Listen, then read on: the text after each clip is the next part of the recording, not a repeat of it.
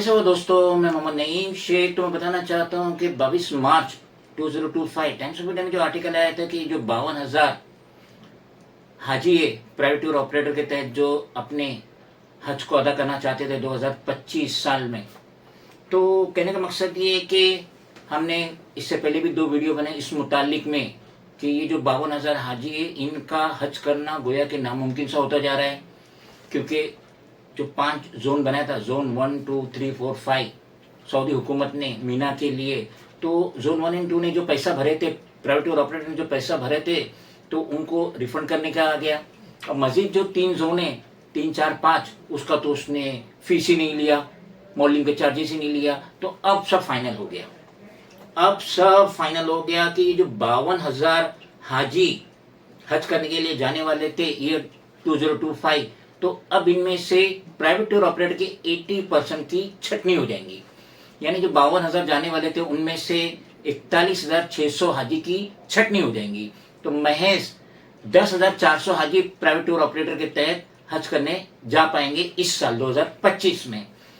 तो जैसा कि सूत्रों से पता चल रहा है कि सऊदी हुकूमत जो रिहाइश का इंतज़ाम करने वाली थी मीना में 6 लाख हाजियों के लिए, यानी जितने भी हाजी जाते हैं उनको तो मीना रुकना ही है, तो जो उनके लिए इंतज़ाम कर रही थी तो उसमें से 6 लाख हाजी का शॉर्ट हो गया।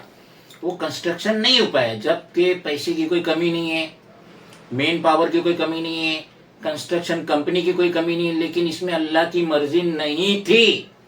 इसलिए सऊदी हुकूमत वो मीना में रिहाइश जो अच्छे तरीके से करना चाहती थी, जो टेंट में थे, कभी आग लग जाती थी, सोने का भी जरा तकलीफ होती थी, तो उसको जो अपग्रेड करने जा रही थी तो इस साल 2025 में नहीं कर पाई, जिसकी वजह से 6 लाख हाजी की रिहाइश का वो प्रॉपर इंतजाम नहीं कर पाए। और उसने दुनिया भर से 6 लाख हाजी की कटौती करी, जो कि हिंदुस्तान से 1,75,000 हाजी जाते, जिनमें से 1,35,000 तो हज कमेटी ऑफ इंडिया को ही मिलता है, रिमेनिंग जो 52,000 थे वो प्राइवेट टूर ऑपरेटर को मिलता था। तो अब ये समझ लीजिए कि जो 50 हाजी का कोटा मिला था जिस प्राइवेट टूर ऑपरेटर को, तो अब वो मुश्किल से 9 या 10 को लेके जाएगा। और उसी तरीके से जिसको 250 का कोटा मिला था, जैसे बड़े टूर ऑपरेटर है, अल खालिद है, कॉस्मोस है, इरफान है, तो ये इनको एटलास है, तो इनको अभी जो 250 का कोटा मिला तो ये 50 लेके जा पाएंगे, 50 का कोटा मिला तो ये 9 या 10 लेके जाएंगे। तो इस तरीके से 52,000 हाजी में से अब सिर्फ 41,600 हाजी की कटौती हो चुकी है,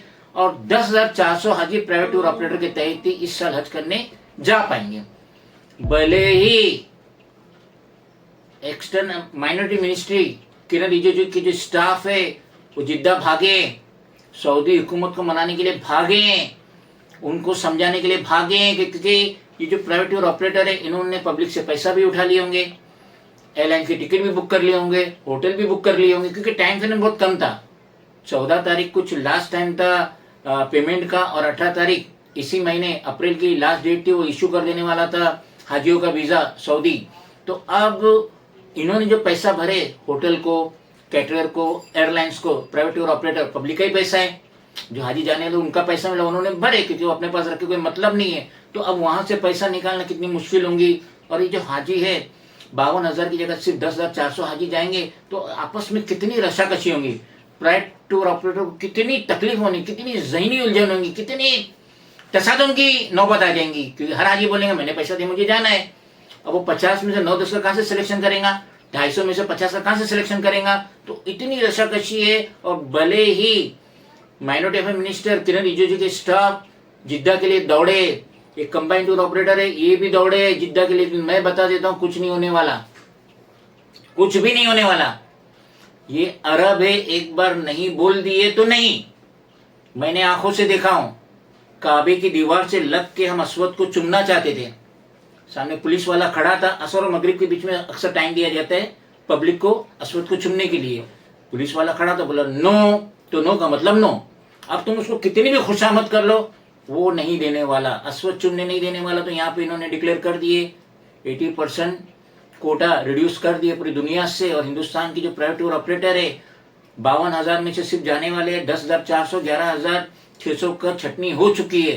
तो ये बहुत ही बुरी न्यूज़ है, क्योंकि हज करना हर मुसलमान चाहता है, अल्लाह के घर को देखना हर मुसलमान चाहता है, उसकी दिली तमन्ना रहती, चाहे गरीब रहे चाहे अमीर रहे, और वो एक एक साल पहले से, कई साल पहले से पैसे जमा करता है, और जब वो हज के लिए पैसा देता है, भले टू प्राइवेट और ऑपरेटर को, तो पूरे खानदान में भी उसका चर्चा हो जाता है, हज करने जा रहा है, दावतें भी स्टार्ट हो जाती है, मिलना मिलाना भी स्टार्ट हो जाता है, हाथ मिलाना, दुआओं की दरख्वास्त भी चालू हो जाती है। और ऐसे में से 52,000 में से महज 10,400 हज करने जाएंगे, तो बाकी का कितना दिल दुखेगा।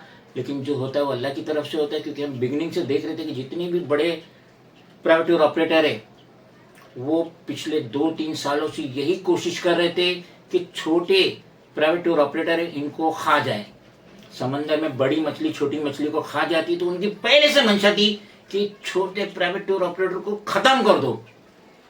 गवर्नमेंट को इतना माइंड ब्रश करो, इतना रिश्वतबाजी करो, इतना ये करो वो करे, छोटे टूर ऑपरेटर खत्म हो जाए। तो अल्लाह को ये बात नागवारा गुजरी, और इस चक्की में गेहूं के साथ सब पिस गया।